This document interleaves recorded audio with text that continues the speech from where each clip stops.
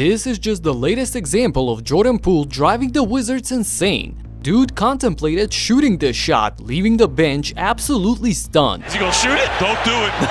He even thought about it. He definitely thought about shooting it. Washington hoped that his 20 points per game on a championship team playing with superstars would only increase now that he'd have complete freedom being the main guy. Instead, look at the insane regression, a huge step backward as Washington became the worst team in the league.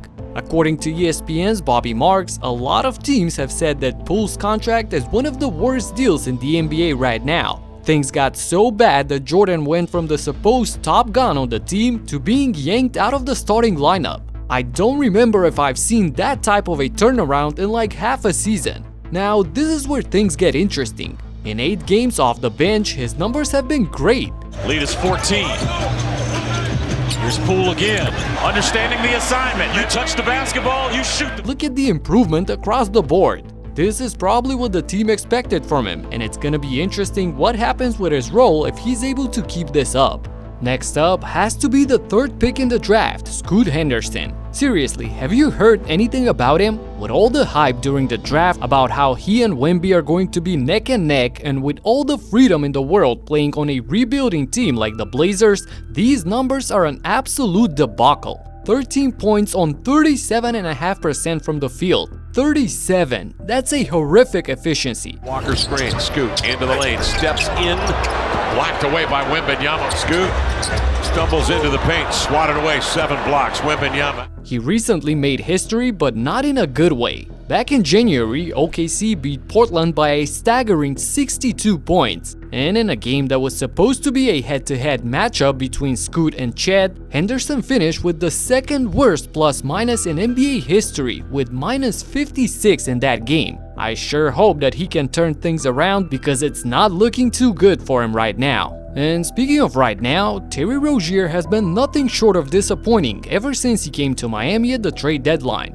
The Heat brought him in to boost the offense with his 23 points per game that he had in Charlotte, but Rozier slipped almost 10 points in production. And what's even worse is his horrible drop in percentages, from 46% from the field and 36% from downtown, all the way down to 39% and 26.5% in Miami. 4-point game, 3, Rozier! No lift again. Terry is definitely having trouble adjusting to the Heat culture, it seems, but fortunately for him, the team doesn't really feel the effects of that. They are 8-2 in the last 10 games and have climbed all the way to the 6th spot, just a game and a half away from getting home court advantage. And we've seen Heat players rising in the playoffs, so I'm suspecting that Scary Terry will rise to the occasion as well when the time comes. Now, if you ask Nets fans, they'll tell you that Mikal Bridges has been a disappointment this season. Last year, he went from 17 points in Phoenix to 26 in Brooklyn after the trade, and everyone thought that this is the player he is. So his 21 points this year seem like a huge 5-point drop. But I feel like those 27 Nets games last season were more of an anomaly rather than something to base your expectations around. Shot clock winding down.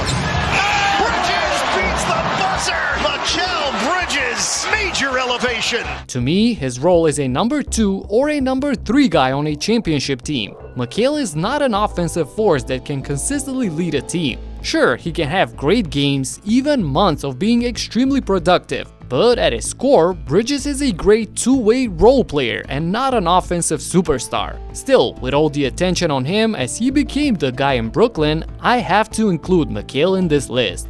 And I also have to include a few guys that ended up being a disappointment, but not at their fault. The Phoenix Suns are definitely saying this is not what we paid for, as Beal is barely playing this season. And when he is, it doesn't look convincing, and the team overall is struggling, being just half a game out of the play-in. Also, it's clear that Middleton hasn't been the same and is battling injuries ever since last year. Admittedly, he's always been injury prone, but now it's really impacting his consistency and production, so he's only at under 15 points this season. And similar thing with Garland. He's had some nasty injuries this year, including a broken jaw. Truly uncomfortable situation to have to deal with, and as a result, his numbers have suffered. But similar to Rozier, he's fortunate that the Cavs have been killing it this year. Then I could also talk about Zion, who was supposed to be the future of this league. But his inability to stay healthy, his lack of work ethic, and reluctance to eat healthy and take care of his body have prevented him of becoming an unstoppable force, so by default his 22-5-5 seem kind of underwhelming.